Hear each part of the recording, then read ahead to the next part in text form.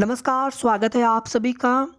तो आज एक भर्ती में माननीय मुख्यमंत्री जी के हाथों से नियुक्ति पत्र वितरण समारोह कार्यक्रम होना निश्चित है और शेष अभ्यर्थियों को भी ज्वाइनिंग लेटर वितरित हो जाएंगे। इसके पहले 16 दिसंबर को भी नियुक्ति पत्र वितरण कार्यक्रम करवाया गया था, समारोह करवाया गया था, जिसमें माननीय मुख्यमंत्री जी के हाथों से कुछ अभ्यर्थियों को नियुक्ति पत्र दिए गए थे।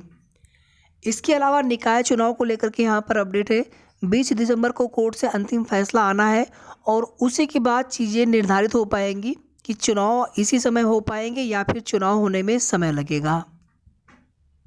सबसे पहले यहाँ पर जैसा कि आप सभी देख सकते हैं, मुख्यमंत्री योगी आदित्यनाथ जी की महाराज के सार्वजनिक कार्यक्रम 18 दिसंबर 2022 रविवार लोक सेवा आयोग यूपीपीएससी द्वारा चयनित 1395 प्रवक्ता एवं सहायक अध्यापकों को नियुक्ति पत्र वितरण। स्थान लोक भवन लखनऊ, समय 11 बजे। टूरिज्म कॉन्क्लेव 2022 आईएटीओ के 37वें वार्षिक सम्मेलन का समापन समारोह। ये कार्यक्रम 12:30 बजे से मतलब 11 बजे यहाँ पर नियुक्ति पत्र वितरण समारोह होना है। इसके पहले 16 दिसंबर को भी एक भर्ती में इसी तरह से नियुक्ति पत्र वितरण समारोह करवाया गया था। दूसरी तरफ आप देखेंगे कि निकाय चुनाव 8 जनवरी तक करवा लेने थे, क्योंकि 12 दिसंबर से लेकर के 19 जनवरी के बीच समय सीमा समाप्त हो रही थी। इस बार 760 नगरीय निकायों में चुनाव होना है। इसके लिए अनंतिम आरक्षण भी प्रदेश सरकार ने जारी कर दिया है, लेकिन इसमें आप देखेंगे कि आरक्षण को लेकर के ही आरक्षण में पिछड़ों के आरक्षण में ट्रिपल टेस्ट फार्मूला लागू नहीं किया गया है और इसी को लेकर के याचिकाकर्ता ने याचिका फाइल की थी हाई कोर्ट में। हाई कोर्ट ने प्रदेश सरकार से जवाब मांगा है। इस मामले की अगली सुनवाई 20 दिसंबर को होनी है।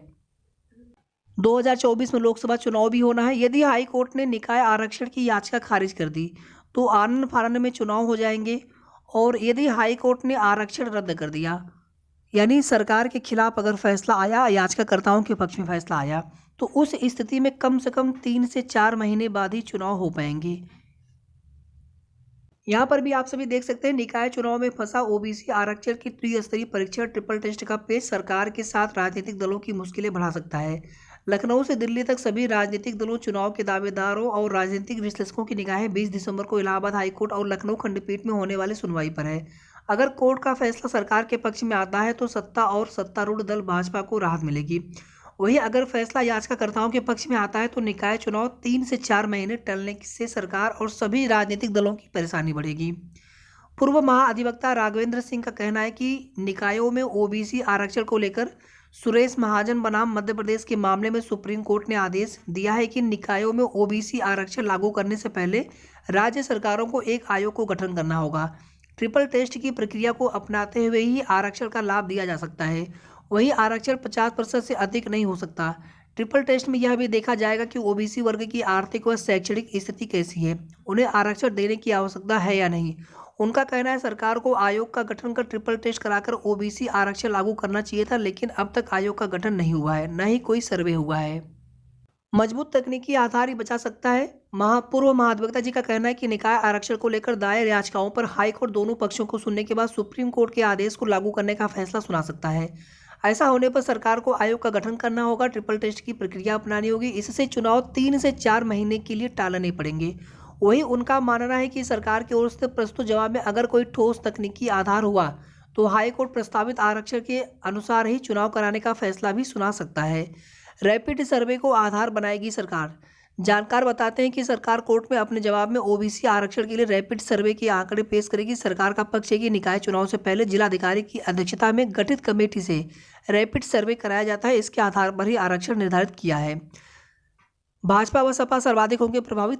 तो कुल मिलाकर के यहाँ पर आप ये समझ लीजिए कि जो याचिका करता है, अगर उनके पक्ष में फैसला आता है तो यहाँ पर पहले जो आयोग गठन करना है ट्रिपल टेस्ट त्रिस्तरीय आरक्षण के लिए, उसके बाद फिर चुनाव होंगे, तो कम से कम 3-4 महीने का भी समय लग सकता है, यानी इतना जो है चुनाव डेट आगे बढ़ सकता है।